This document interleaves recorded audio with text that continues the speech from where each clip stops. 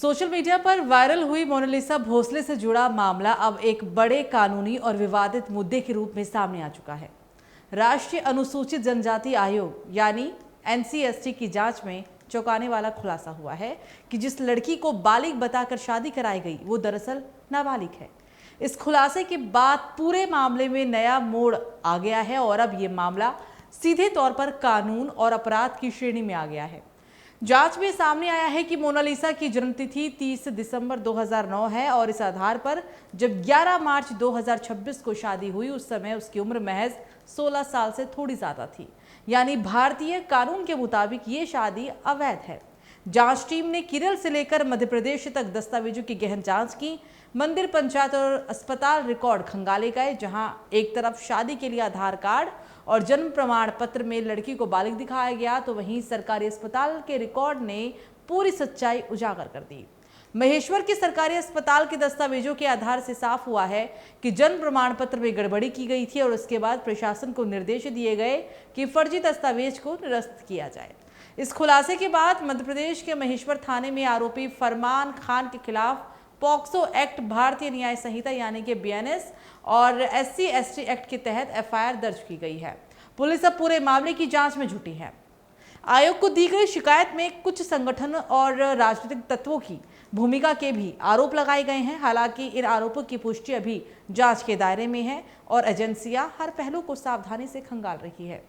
इस बीच ये मामला सोशल मीडिया पर भी जबरदस्त तरीके से उछला है। एक्टिविस्ट नाज़िया इलाही ने X पर पोस्ट करते हुए लिखा, फरमान मुसलमान है, मोनालिसा हिंदू और ट्राइबल है। फरमान ने वही किया जो कुरान में लिखा है, सूरा अल अनफाल 8:4-1 का हवाला।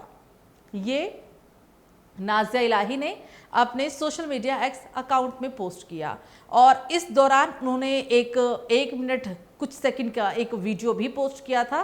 क्या कुछ कहा नाज़िया इलाही ने, सबसे पहले आप ये सुनिए। वंदे मातरम, हर हर महादेव। कहते हैं जो बुरा होता है उसे बुरा बताने की या बुरा बोलने की जरूरत ही नहीं है।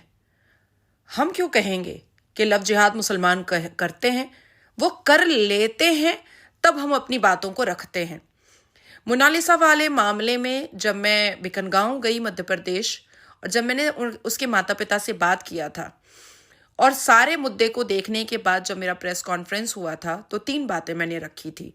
Violation of Hindu marriage act, क्योंकि फरमान ने प्रेस कॉन्फ्रेंस में कहा था कि वो मुसलमान है और मोनालिसा हिंदू है।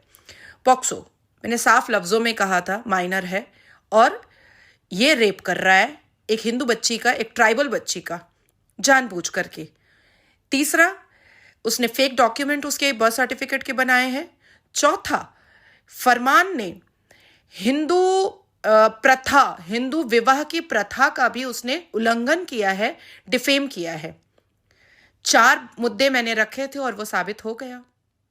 प्रॉपर लव जिहाद। Still I am stuck with my earlier statement कि फरमान ने मोनालिसा से प्रॉपर लव जिहाद किया था और इस्लामिक कुरानिक तरीके से किया था।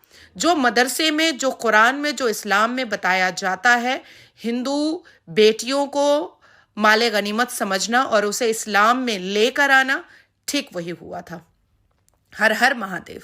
इस तरह के धार्मिक संदर्भों को लेकर विशेषज्ञों का कहना है कि किसी भी धर्मकथा की व्याख्या अलग अलग तरीके से की जाती है, लेकिन भारत में सर्वोच्च मान्यता संविधान और कानून की है। भारतीय कानून स्पष्ट रूप से कहता है कि नाबालिग के साथ विवाह या किसी भी प्रकार का संबंध अपराध है और पॉक्सो एक्ट के तहत इसमें सख्त सजा का प्रावधान भी है। इसलिए इस मामले को केवल धार्मिक नजरिए से नहीं बल्कि कानूनी दृष्टिकोण से देखना बेहद जरूरी है। जांच में यह भी सामने आया है कि मोनालिसा पारधी जनजाति समुदाय से संबंध रखती है और अनुसूचित जनजाति की श्रेणी में आता है। ऐसे में SC/ST एक्ट की धाराएं भी इस केस में जोड़ दी गई हैं।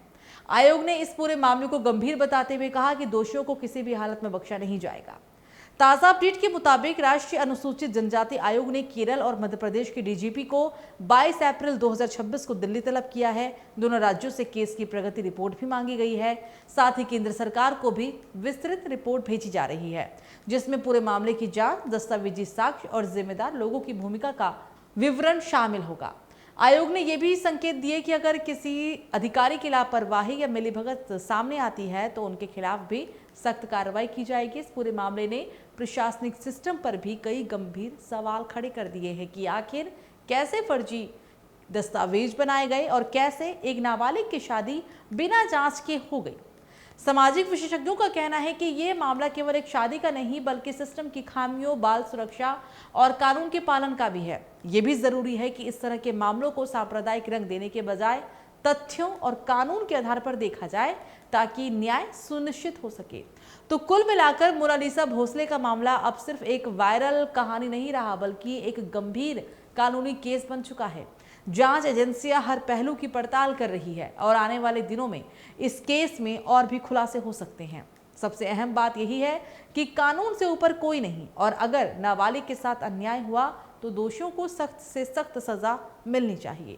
साथ ही ये भी जरूरी है कि समाज ऐसे संवेदनशील मामलों को जिम्मेदारी और समझदारी के साथ देखे।